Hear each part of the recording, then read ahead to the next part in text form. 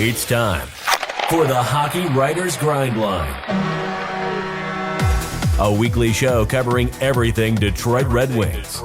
Brought to you by our own iconic top line of Wings writers.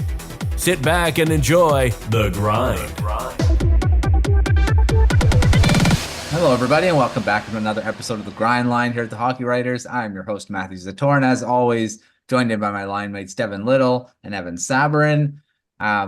Guys, we're at the end of the season.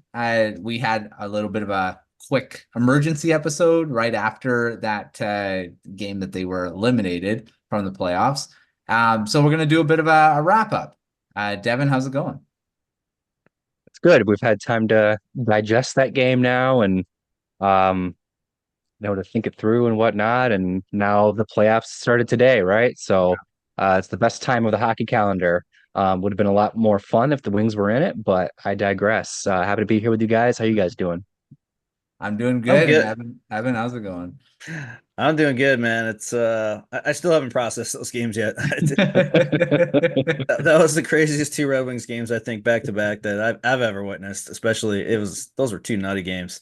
Yeah, man, the roller coaster has finally come to a halt for this season. So it was a wild one, but yeah, it's a little less stressful now watching hockey on TV now because it's not my team now, so I can root for someone else. So yeah, I mean, like you say, it's been a roller coaster season. We're off of it now, so let's do our one good, one bad, but a little bit tweaked to it. We're gonna do one good, one bad from the season as a whole because we already did our thing from this week. So Evan, I'll start with you. A good and a bad from the 2023-24 season. Oh man, I mean, you go so many ways with this, but I'm probably gonna steal everyone's, and it's obviously the emergence of Lucas Raymond. It was, there's a couple more big things I think that happened for this team, but I think nothing was better to see than to see him come into his own this season and start to look like the superstar we think that he can be. And we've talked about it a million times that Yzerman's going to have to call the Brinks truck up, and he might have to call two or three of them with Cider as well. So I feel really good about Raymond's future now, and at his age, and he's got 40 goal potential. I mean, he showed it already. I think it's gonna be a fun ride with this guy. That's definitely one of the biggest goods of the season. What do you have for a bad? The bad was just the inconsistent play. It just felt to me like the whole season, like they just didn't adapt to whatever defensive style that the coaches were implementing, because we saw the same mistakes over and over, and it just got so frustrating. The Red Wings defensively down the stretch, it got really ugly.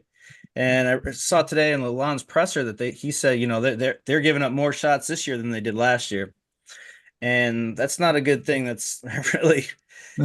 Defensively, it was just bad this year, and we all saw it. So that's something that I think's got to be one of the biggest offseason priorities. One of the things that concerned me in the press conference with Yzerman yesterday was that he related to the fact that there's not going to be like dramatic changes.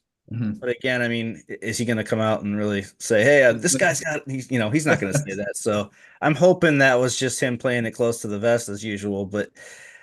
Yeah, defensively, it was a tough season. Yeah, I mean, well, I won't give away mine. I'll go over to you to Devin. So a good and a bad from this season. My one good, I'm going to kind of expand on what Evan said with his good. It's just the contributions from players that are going to be in Detroit long term. And just the success that we saw from them. Obviously, Lucas Raymond, I don't really need to elaborate further than what Evan said there. Huge season for him, and he very well might be challenging for 40 goals and 90 points next season. It's not too crazy to say that, I dare say. And then Moritz Seider, right? He, I think, finished second in the league in block shots, had the toughest deployment of any defenseman in the league. And generally speaking, he fared pretty well in that role. For those two guys to look as good as they did, that's exciting because, again, they're going to be in Detroit for 8+ years. There's a lot of guys that had their moments, but I'm thinking of like the Patrick Kanes of the world, but 8 years from now, he's gonna be retired. So it Yeah. doesn't really matter. Like it matters, but it doesn't really matter. And then you can even expand to the guys that spent time with the Griffins this season. Simon Edvinson definitely looks like an NHL player. He finished the season in Detroit. Jonathan Berggren proved he's too good to be in the AHL. We'll see where he plays next season, but definitely doesn't belong in the AHL. Marco Casper kind of coming alive in the second half of the season. Sebastian Kosa, same thing. He kind of replicated his arc in the ECHL last season, the AHL, he came alive in the second half. So there's just a lot of progress from players that you want to see progress from because again, they're the guys that are going to be the foundation of the Red Wings moving forward. And then my one bad from the season is going to be goaltending, honestly. You could probably just expand it and say defensive play as a whole. Yzerman very much made it known that he's not too thrilled with how they played defensively this season. But I'll just narrow it down to goaltending specifically. Each goalie had their moment in the season where they stole a game or they kept the Wings in it. They got a win for the team. Even Ville Husso, and he was injured for pretty much the entire year. But yeah, James Reimer and Alex Lyon, they were the new guys this year. They both had their moments. Towards the end of the season, it seemed like Reimer probably should have been getting every start, but they wouldn't have been where they were at the end of the season if Alex Lyon hadn't emerged in the winter, right? But then when all is said and done, and we kind of look at how they all finished, all their numbers are kind of mediocre, like not terrible, but not great. And none of them, again, I talk about players that are going to be here a long time or be in Detroit a long time. None of those guys really are. Ville Husso's the youngest of the bunch, and he's 29. And he's off of an injury that he's re-aggravated 2 times now. So there's not a lot of confidence in him even playing next season right now. So big question, like if there's a question mark anywhere in the Red Wings lineup right now, I think it's in goal. And I've kind of said this before, but 1A, 1B hasn't worked since Yzerman took over as GM in 2019. I would not be surprised if that's an area he looks closely at upgrading at some point in the offseason. Goaltending is one I was going to say as a bad because, yeah, I mean, even if they would have made the playoffs, I think they would have been exposed a lot against the Rangers. And that first round would have been probably very short. It probably would have been done in like 5, maybe even a sweep. I don't know. But I mean, it's hard to say what would happen once they get in. It was something that wasn't consistent throughout the season. Like you said, there were some stretches where you're like, oh, the goaltending's fine. And then all of a sudden it looks like crap again. And you have like one guy goes in, he lets in 5 or 6 goals, and the Red Wings have to score their way out of trouble in that. It happened early on in the season too with Husso, he was letting in a bunch of goals. Red Wings were winning, but they had to score 6 goals to win. And that's just what we saw. It wasn't sustainable. So the offense, I think, is fine. I think they can score goals. It's that defense and goaltending. And it sounds like I'm talking about the Canucks from a few seasons ago, because that's exactly what they were too. They got to address the defense and goal and the goalie. And until that happens, I don't know how far they go. And that's definitely bad. And the good, Lucas Raymond, Dylan Larkin taking another step in his progression as well. I mean, we all know how good he is. I think he looks even better this season, and even he was hurt a bit of the time too, and he still put up great numbers. If he's healthy all season, I really could say he could maybe get an 80-90 point season. I mean, he could have had 40 this year. Could have, yeah, absolutely. He should have. Yeah. So, I mean, I see a lot more of that in his future. So I think the core forward group is set pretty well. I mean, it's the defense, and that's where you need to just get some guys to support Seider, and Edmondson definitely has to be on this team next season, or I don't know. And we'll get to it about talking about the defense a bit more.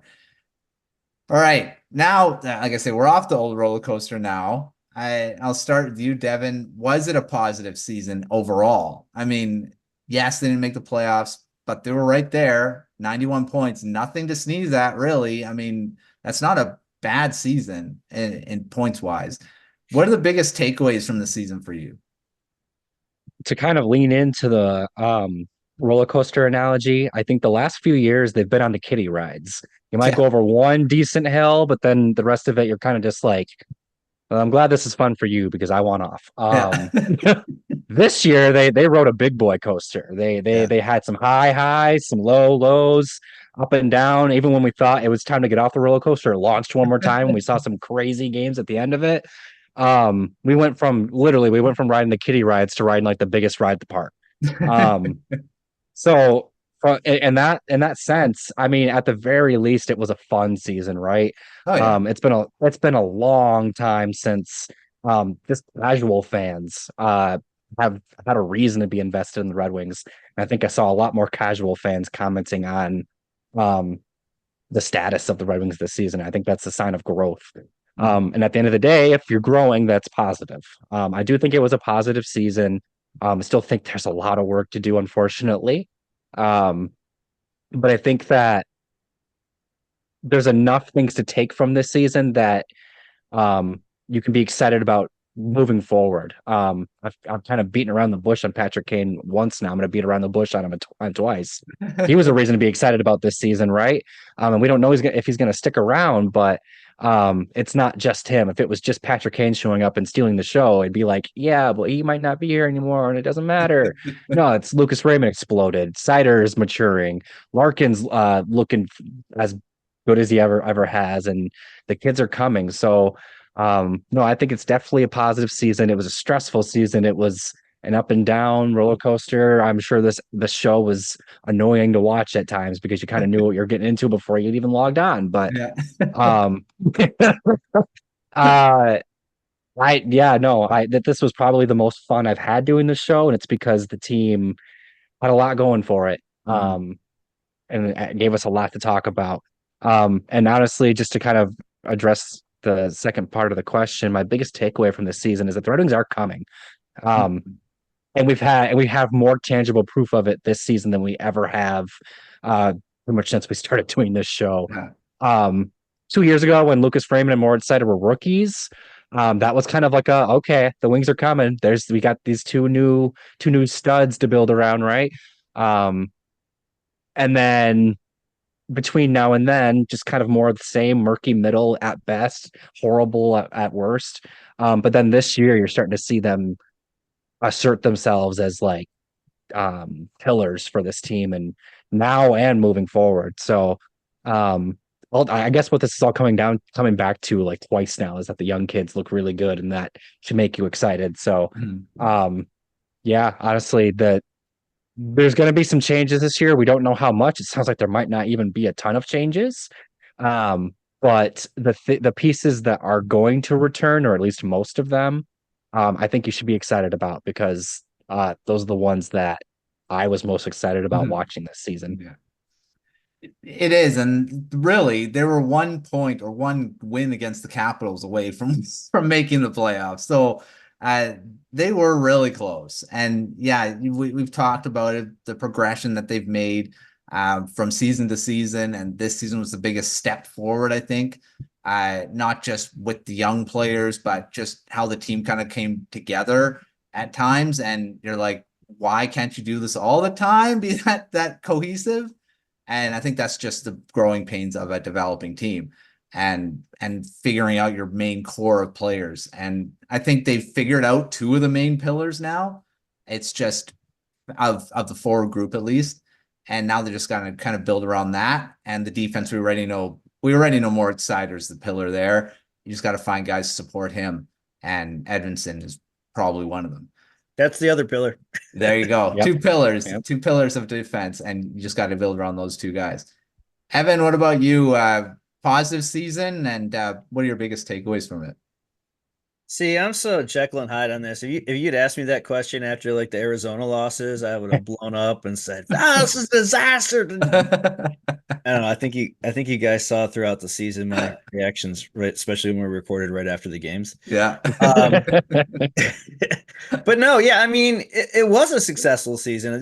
This has got to be one of the more exciting seasons in the last decade. That's for damn sure. Yeah. I mean, it's been a while, and I think the hardest part for fans and even myself to accept is that it looks so good at some points, and we got that anticipation. I mean, some of us are like, yeah, dude, they can't blow this. This is a playoff team, and then I mean, it went demon drop at like Cedar Yeah. Point, and with those big losing streaks. So, I mean, in the end, again, we're not going to beat a dead horse here. Raymond, Kane, the younger players coming up. One of the things I was excited about was that I think Yzerman listens to this show, because the first thing he said to his presser was, you know, he talked about a roller coaster, and I was like, Yep. oh, yeah. It's like he totally listens to us, right? But some of the things that he said too that kind of got me excited though for next year is, he talked about Berggren and Albert Johansson, and talked about that he's not going to expose them to waivers basically, because they'll get picked up right away. So it looks like they're on the team next year, and I'm excited for that kind of youth, because you got to think like Berggren and Johansson are going to be 24 next year. So they've seasoned they've played a lot of games, and so I think they're going to be solid contributors. I mean, I'm excited about that possibility. I'll be gutted if Kane doesn't re-sign with this team. That'll suck. But if the last half of this season kind of spooked him from that, then that would really suck. But overall, you got to look at it as a successful season. Everyone, we're so impatient. 8 years is a long time for a rebuild, but still, when I sit down and I look at everything from like the big picture, like I think Yzerman is doing exactly what he's saying, and that is building this team not for a 2 or 3 year run. He wants to build a consistent winner, like the teams that he played for when he came up in the system. Those teams that were built. I mean, the Red Wings were 25 years straight in the playoffs. Like, I don't even know if that can happen ever again. So, but I think that's the kind of approach Yzerman's taken. And yeah, I mean, it was an exciting season. Technically, 2 years ago, we're in the playoffs if they hadn't changed the tiebreaker rule, So, yeah, it was a good season, and it was fun. Fun doing the show with you guys. It was definitely fun. Like we said, we had our ups and downs, like the roller coaster we've done. And overall, I've really liked how the Red Wings have, like I say, have built themselves throughout these last few seasons. And at times we're like, well, we want the young guys up here. We want Edmondson playing the whole season. And I think next season is going to be the time. That's just how it's going to be, right? Right. Oh, one more thing I wanted to pitch in real too. One of the things I thought was interesting yesterday in the press conference, and if you guys heard this part too, I think I saw it on Twitter first, and then I went back and listened to it. But Lalonde saying that he had asked for more youth at some point during the season. He didn't specify when, but he asked Yzerman for that, and he was kind of didn't want to really it didn't feel like he was calling him out, but he said, Steve didn't want to do that. And then when Yzerman was asked that same question, he said I don't know what you're talking about. I don't remember that conversation. So that really got my ears to perk up. So, and we all know what we've called for this year with the whole Edmondson thing, but I don't know. I don't know if you guys noticed that. Devin, did you see that? Yeah, and actually I'll build off of that. Another interesting comment he made was that there were certain guys that were assigned to Grand Rapids this season that he already kind of made up his mind were not going to play in the NHL this season. Like outside of like some crazy catastrophe where the entire team was injured, he had guys that he wanted in Grand Rapids this year. And it makes me wonder, was that maybe where that came from? Was Lalonde saying, give me Carter Mazer, and Yzerman was like, no, he's playing in Grand Rapids this year. Because my mind immediately went to who could that be, right? Because I thought maybe Marco Casper, but he played an NHL game last season, so I don't know that they're super averse to that idea. Maybe I'm wrong, but I don't know. I started thinking about players that haven't been in the NHL already. Mazer's just who came to mind, but yeah, no, it was interesting because there's definitely a narrative going around that Lalonde prefers veteran players, and like you said, Evan, he apparently was the one going to Yzerman saying, "Give me kids," and Yzerman was like, "Not right now, not right now." And he did say that Lalonde did say that in the press conference too, that he likes youth. He thinks, rookies can bring something different. So, we're never ever gonna know the full details, but it's fun to speculate. Mhm. For sure. Yeah, it's a. I think, like I say, that mostly the Red Wings had a good season, and I think it's just going to get better, and that's exciting. I mean, you see so many young guys coming. We haven't even talked about Nate Danielson. Potentially could make the team next year. I don't know. I, but I mean, he definitely has a chance. It's exciting to see what other guys could potentially force their way onto the team. So I think it's going to be fun for the next couple seasons to see what'll happen. And I think this is just the beginning of. I think they're making the playoffs next year, but you never know. I mean, every team gets better every season. We're going to talk about the Sabres and the Senators and all these teams getting better. It's not easy. If it would be easy, I guess we And wouldn't that's the be thing doing that this. Yzerman and Lalonde said in their press conference too. Like they didn't really hint at playoffs next year. They're kind of downplayed it. Like, oh well, the Devils are going to be better and Ottawa's going to be better and we're getting younger. And so I don't know, man. I don't know what their thought process is. Yeah. Yeah, well, we'll see, I guess, over the next off season here, and we'll be talking about it. Yeah, so off the rush, I'll do a quick one here. I Who do you find who could surprise and make the team? I mean, I know we talked about Johansson and Bergeron, which most likely will be here, but who could be someone that'll surprise and do something that we don't expect? Devin, quickly with you there. I guess it depends on how you or who would qualify for surprise. Because like Marco Casper came to mind, but I don't know that he would be a super big surprise. So I'll go with Carter Mazer. Um, I know I've pumped up his tires a lot since he was drafted, so maybe he's not a surprise if you watch the show or read my stuff. Um, but he's kind of under the radar outside of Detroit media, so I think he's somebody that might come out of nowhere and just provide that sandpaper that they kind of lacked once they traded away Klim Kostin at the trade deadline. Yeah, that's a good one. I think that's he's probably the biggest one. Evan, what about you? Yeah, here's my spicy take or hot take for the summer. Andrew Kopp's bought out this offseason, and Casper is going to take his role. That's my spicy hot take. I could see it. I think Kopp had a pretty disastrous year. I mean, it was pretty bad, and I think Yzerman knows that he can't be paying a guy second line center money to get that kind of production out of him. Yeah, So I could see Casper coming up next year. That's my guy. But again, I could also see Nate Danielson. Just he looked really good last year. I don't know if you guys watched him in training camp and all that stuff, but he looked pretty good. Oh yeah. yeah, So and Yzerman seems to like this kid. He was with the team till the end of camp. So maybe who knows? But I think they'll put him in Grand Rapids for a year. yeah. I think so too. Seems like they really like using the farm system now, and that's what happened when Yzerman was here too. They love using the AHL, which it is a developmental league for a reason, right?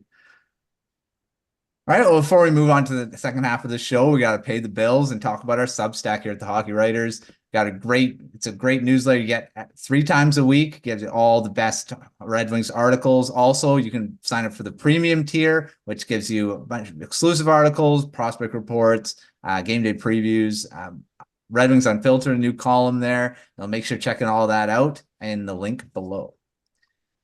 All right. Well, we've talked about the Yzerman press conference a bit here, but I'm just going to focus on one part of it, and that's the fact that Yzerman backed the coaching staff.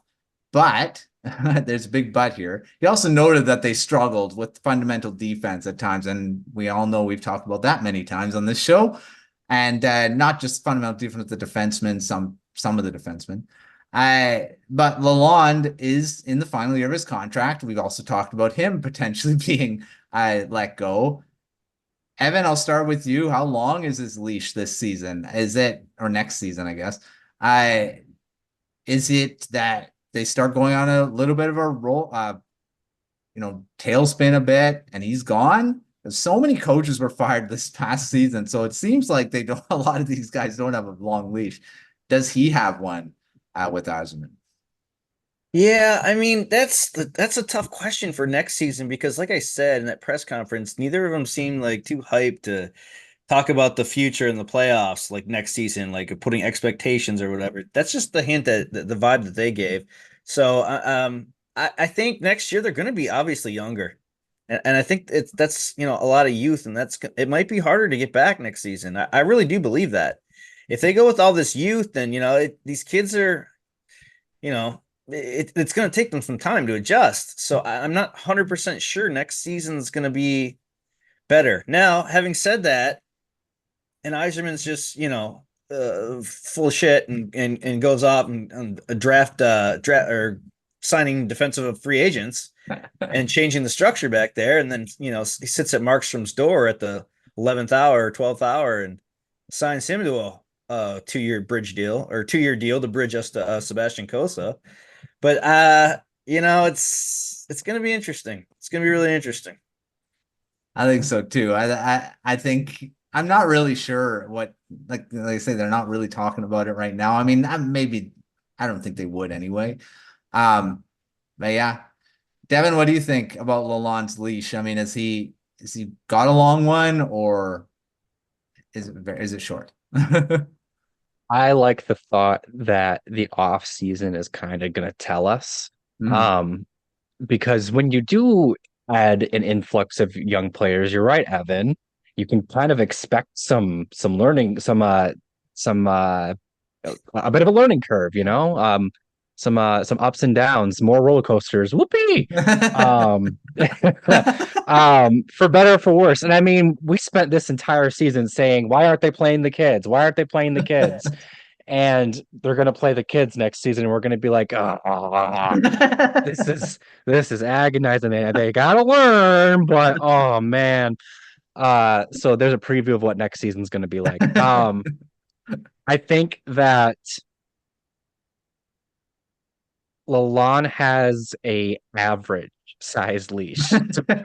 To put a weird phrasing on this. I don't think he has a long one. I don't think he has the kind of leash that Yzerman has. I don't think that anybody has the kind of leash that Yzerman has, to be honest with you.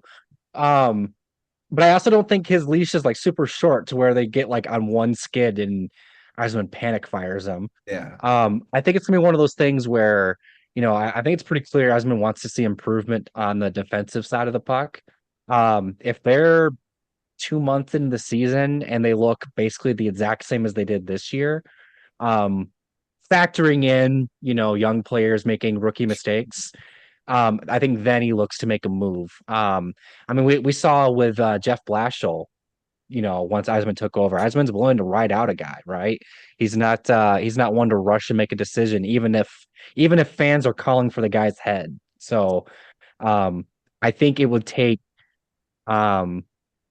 just a colossal, like basically like a meltdown of like a meltdown to begin the season, which is not how that usually works. But Yeah. the team's got to not look good, like just kind of come out flat in the beginning of next season, and they have to not be able to like adjust before I think Yzerman starts to really look at it, because again, he typically sticks by his guys.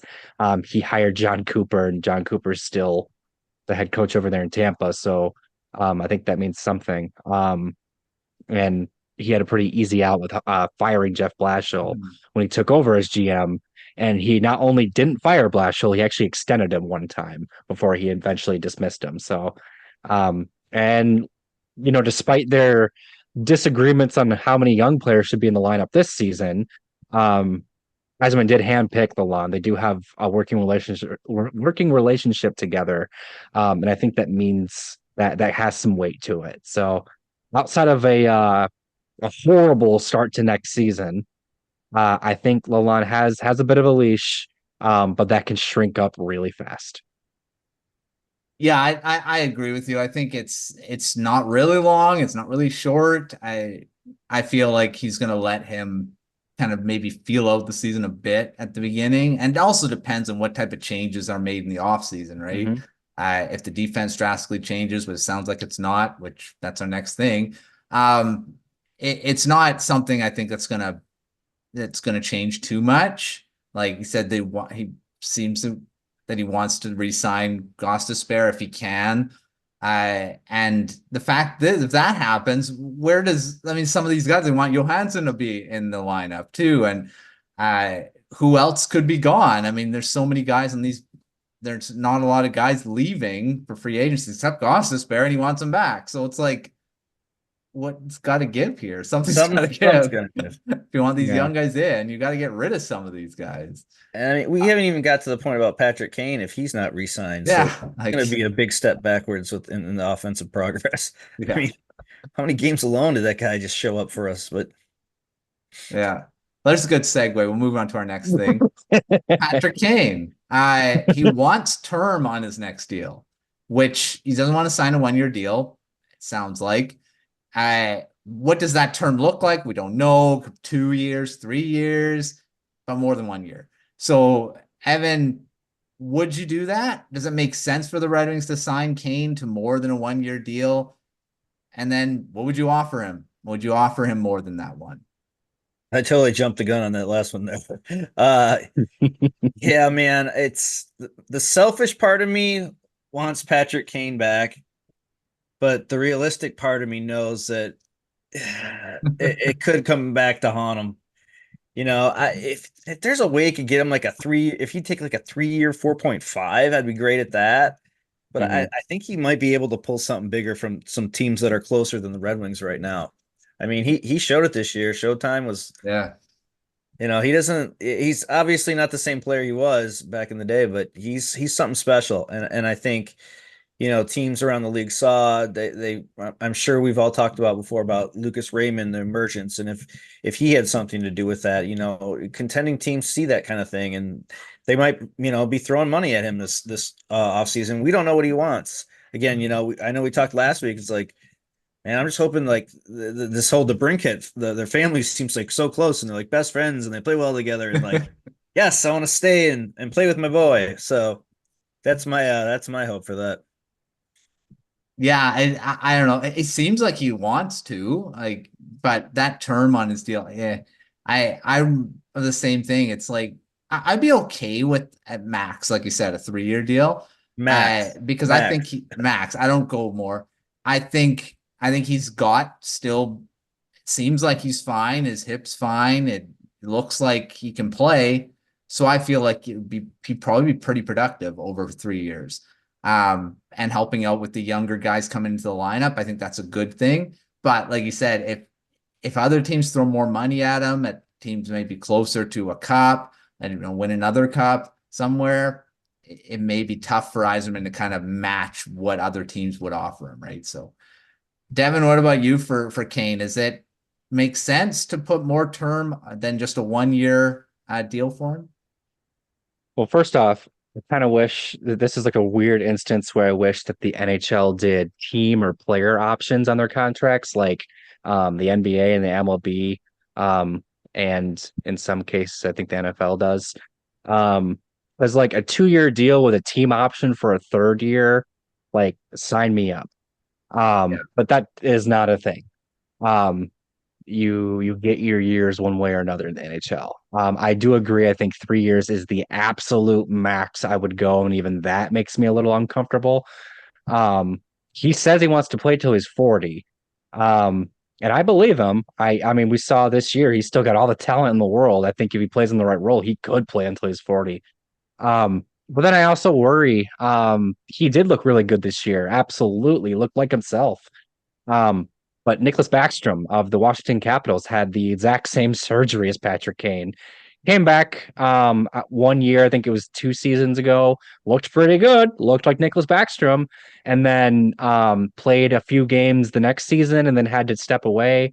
Things flared up with his hip again, and Backstrom hasn't played again. So my concern is that you sign Patrick Kane to a 3-year deal.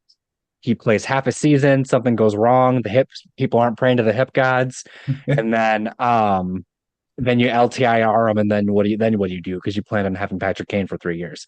From a salary cap standpoint, I don't know that Kane's contract would be too prohibitive because, like I said, if things go sideways from a health standpoint, you can LTIR him and it'll be fine.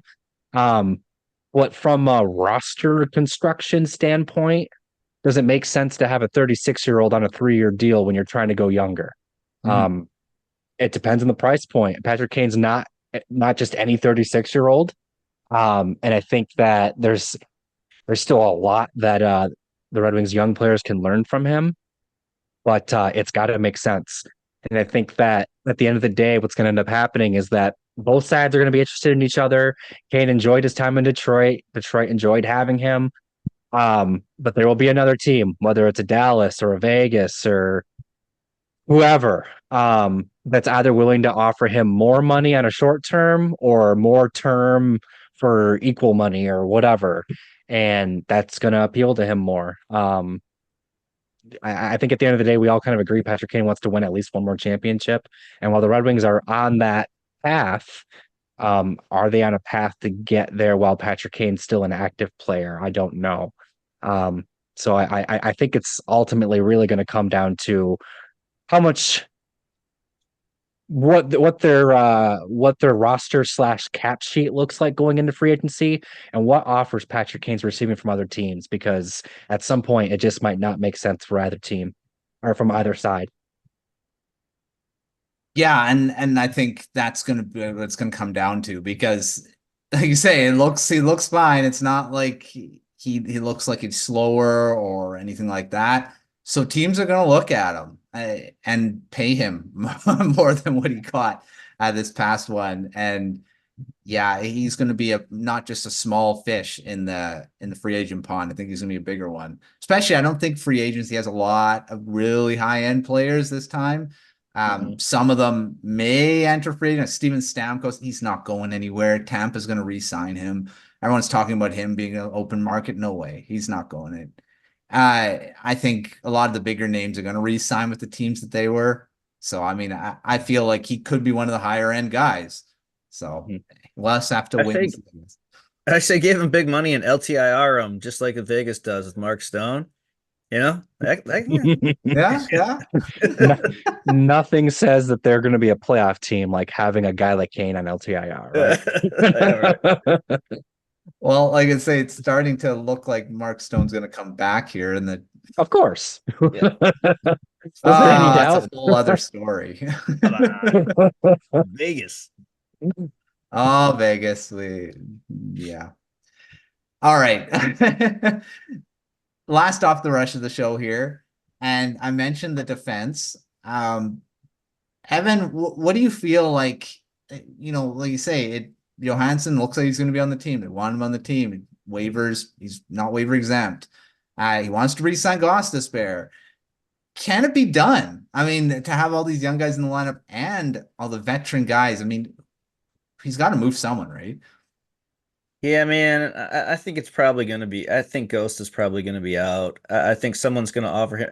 I bet Yzerman wishes he could go back and not sign Justin Hall, but give Ghost that money for that 3-year deal that Hall got.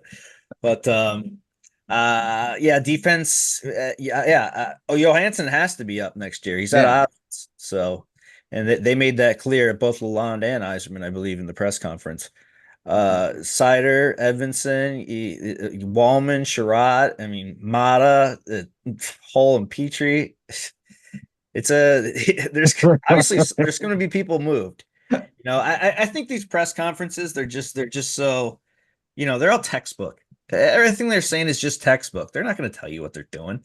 I want to go back to last year's season-ending press conferences too and hear what they said, because I think in the media, someone sees one little sentence that they say and they try to twist it. Like, and he talked about there won't be dramatic changes on the defense. Well, there's going to be changes on the defense.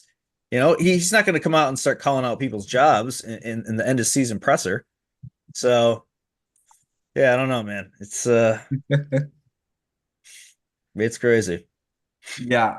Devin, what do you think? Is that do doable to have all these guys. It seems like Yzerman wants next season. Yeah, I almost think it's kind of like a like Evan said, it's almost like being polite, so to speak, and also um kind of negotiating through the press.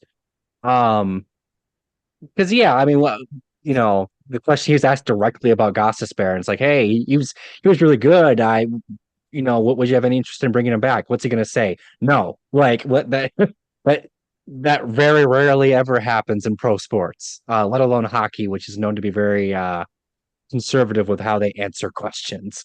Yeah. So I mean, it would have been crazy if Osmond was like, yeah, I don't want this guy back. So Yzerman's never going to be like that. He's not that kind of guy. We all know that. no, literally, like, and good luck to wherever he goes. No, like he's going to leave the door open. Make sure that Ghost like knows that his efforts were appreciated this year because maybe there's an opportunity to keep him. But he also did say that he expects to handle Seider and Raymond before he handles all those other guys. So I think he made it pretty clear that like he's got other business to tend to before he can deal with that. But yes, in a perfect world, there's not any guys that he wouldn't want back from the group, and that includes Gostisbehere. But yes, I when all is said and done, I don't think Ghost is going to be a Red Wing next year. It's just there's not spots, and there probably isn't going to be money either. But we'll always have that moment last week or when he jumped up and Jump man, absolutely. Ghost Bear or Jump Ghost or Bear. That was an amazing I'm not good with the memes, play. man. My gosh. That was so that was crazy. You just got crazy air on that. yeah. We should add a grindy best highlight of the season. Honestly. Honestly. Give me ideas, Matt. Give me ideas. Yeah. Air Bear, that's what it was. Yeah. Air Bear. I like it. Air Bear. The Air Bear Air Award. Bear, that's a good one. All right. Well, speaking of the grindies, that'll be something will be coming up pretty soon. So stay tuned for that. And thanks, Devin. Thanks, Devin, for another show of the grindies of the grind line. Here at the Hockey Writers, we're gonna keep going throughout the off season and talking off season stuff, and that's the draft, it's free agency, a whole bunch of potential trades. Who knows?